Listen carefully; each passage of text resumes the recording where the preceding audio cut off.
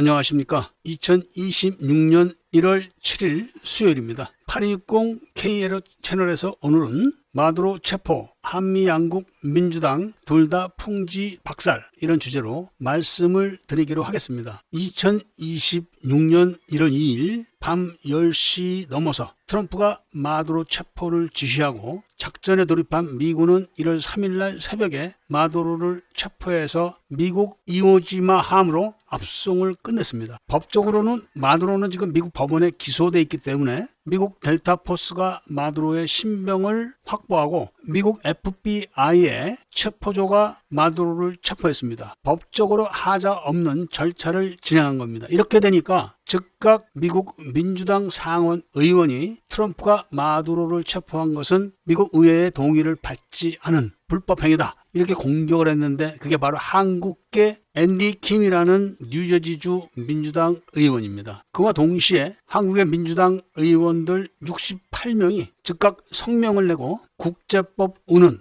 유엔 헌장 운운하면서 미국을 맹비난했습니다. 그리고 한국 언론 상당수가 이런 논조로 기사를 실었습니다. 마치 트럼프가 마두로를 체포한 것보다 더 빨리 한국계 미국 민주당 상원의원과 한국의 민주당 의원들이 전광석화 같은 반트럼프, 반미 선언을 한 겁니다. 이게 우연일까요? 절대로 우연이 아닙니다. 그동안 한국과 한국계 재미동포 수박 유튜버들은 미국 부정선거는 베네수엘라가 진행했다, 이렇게 계속 떠들어왔고 한국은 아무런 잘못이 없는 것처럼 발뺌을 해왔었습니다. 그런 발뺌을 하기 위해서 애니첸을 동원해가지고 한국의 부정선거 운운하면서 금품 공작을 벌여가지고 한국의 KC팩을 만들어서 한국에 대한 부정선거를 맹렬히 공격하는 것처럼 위장을 하고, 그 선두에 엠킴이라는 젊은 여자 유튜버를 내세우고 그 여자가 운영한다는 빌드업 코리아를 내세워서 3년이나 공작을 했었습니다. 그러면서 재미 동포 수박 유튜버들은 계속 베네수엘라가 미국 대선의 주범이다, 이런 식으로 포장을 해가지고 공격을 하다가 이번에 트럼프가 마두로를 체포해서 오자 제일 먼저 반응을 보인 게 바로 수박 유튜버 원용석입니다. 트럼프가 부정선거에 대한 언급을 했다, 이런 이야기를 한 겁니다. 그런데 미국의 어느 신문이나 방송 매체도 트럼프가 부정선거에 대한 언급을 했다는 이야기는 없습니다. 그리고 미국 정계에 진출하려고 하는 수많은 미국의 석학들도 아직까지는 베네수엘라의 부정선거에 대한 이야기는 없습니다. 딱 하나의 언론이 이 소식을 다루고 있는데 기사의 타이틀이 마두로 정권의 체포와 미국 대선 부정행위와의 연관성, 이렇게 다루고 있습니다. 그것도 어제 다룬 겁니다. 어제. 기사의 논조는 베네수엘라의 도미니언 전자개표기가 베네수엘라 대통령인 마두로의 전폭적인 지지 없이 움직였겠느냐, 바로 이겁니다. 그런 마두로가 지금 트럼프 손아귀에 들어와 있다, 이 점에 대해서 미국 민주당과 중국 정부는 전전긍긍하고 있다. 그리고 마두로가 트럼프에게 진실을 말하지 않을 수 없게 되어 있다, 이렇게 지금 이야기를 하고 있습니다. 마두로는 천문학적인 돈을 갖고 있는 거부입니다. 그런데 갑자기 자다가 미국에게 체포돼서 끌려왔기 때문에 10원짜리 동전 하나 없이 미국 감옥에 갇혀가지고 종신형을 살아야 되는 처지에 놓이게 된 겁니다. 이런 마두로가 중국을 위해서 끝까지 입을 다물고 있을까요? 자신이 풀려나기만 하면은 베네수엘라로 돌아가서 대통령은 못한다고 하더라도 제3국에 가서 그 많은 돈을 펑펑 쓰면서 편하게 살 수가 있는 입장인 마두로가 입을 안 열 수가 없습니다. 그런데다가 마두로보다 더 먼저 정계에서 활동을 했던 부인이 같이 지금 미국에 체포되어 있기 때문에 입을 열고 돈을 갖고 여생을 보내려고 할 겁니다. 트럼프 입장에서는 붕어를 잡아다가 어항에 넣어놓은 겁니다. 이거를 보고 있는 민주당은 지금 난리가 난 거죠. 만약에 마두로가 미국 대통령 부정선거에 대해서 진실을 이야기하는 순간 미국 민주당은 붕괴되는 겁니다. 그리고 여러 전직 대통령들이 다 함께 수감이 되고 부정선거에 개입이 됐던 민주당 고위 인사들도 다 수감이 될 겁니다. 그리고 그런 죄를 트럼프에게 뒤집어 씌워가지고 트럼프를 감옥에 가두려고 하고 재산을 몰수하려고 했고 암살을 시도를 했던 그런 범죄 행위에 대해서 미국 국민들은 격분할 겁니다. 그런데 왜 그 선봉의 한국계 앤디 킴이라는 사람이 난리를 칠까요? 그리고 왜 갑자기 한국의 민주당 국회의원 68명이나 트럼프의 마두로 체포에 대한 비난을 하고 한국의 주요 언론들이 비난조의 기사를 싫다가 말았을까요? 바로 한국의 민주당 소속인 민주연구원이 미국 대통령 선거에 깊숙이 관여되어 있기 때문에 그런 겁니다. 바로 양정철이가 문재인이가 대통령 된 다음에 중국 정보부의 지시로 미국의 한국의 모 재벌 기업의 연구원 신분으로 들어가서 미국 CSIS와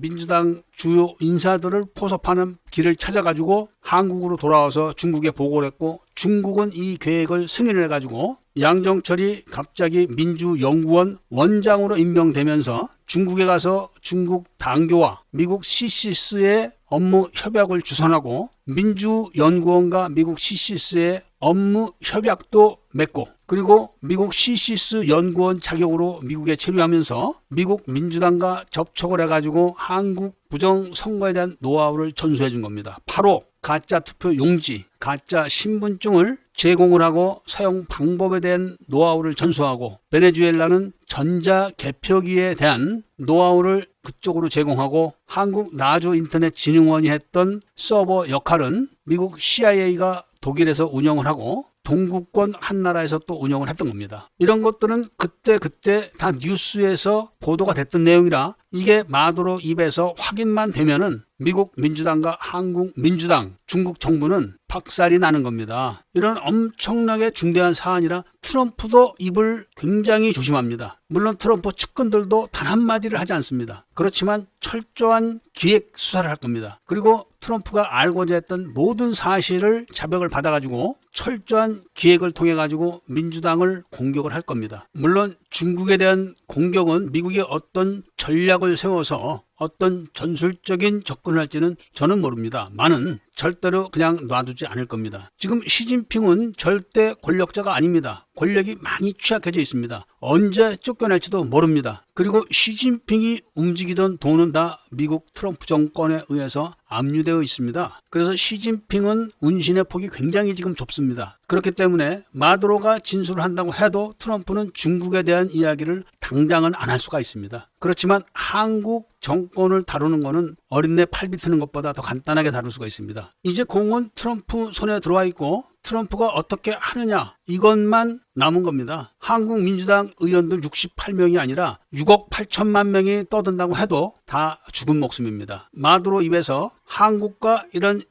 이야기가 있었고 양정철이라는 사람이 베네수엘라에 와서 이렇게 했다. 이 이야기만 나오면 끝나는 겁니다. 양정철이가 비밀리에 베네수엘라에 갔던 거 그걸 마두로가 모르겠습니까? 단지 이제 설거지를 어떻게 하느냐. 이거는 트럼프가 급하게 서둘지 않고 어설프게 서둘지 않을 겁니다. 세계 질서를 재편하는데 확실하게 사용할 겁니다. 이미 러시아와 중국은 미국의 상대가 되지 않습니다. 미국이 전격적으로 마두로를 체포하는 작전을 보고 한국에 있는 빨갱이들은 시진핑이가 미국 작전을 보고 대만에 대해서 그런 작전을 할 것이다. 이렇게 설레발을 치고 있지만 중국은 그런 능력 자체가 없습니다. 군함이라고 해서 다 똑같은 군함인 줄 아시고 비행기라고 해서 다 똑같은 비행기인 줄 아시고 계시는데 이번 태국과 캄보디아 전쟁에서 중국이 자랑했던 전차가 어떻게 다 망가졌는지 보셨을 거 아닙니까? 탱크라고 다 똑같은 탱크가 아닙니다. 굴러가다가 보기륜이 빠져가지고 주저앉고 포를 쏘다가 포열이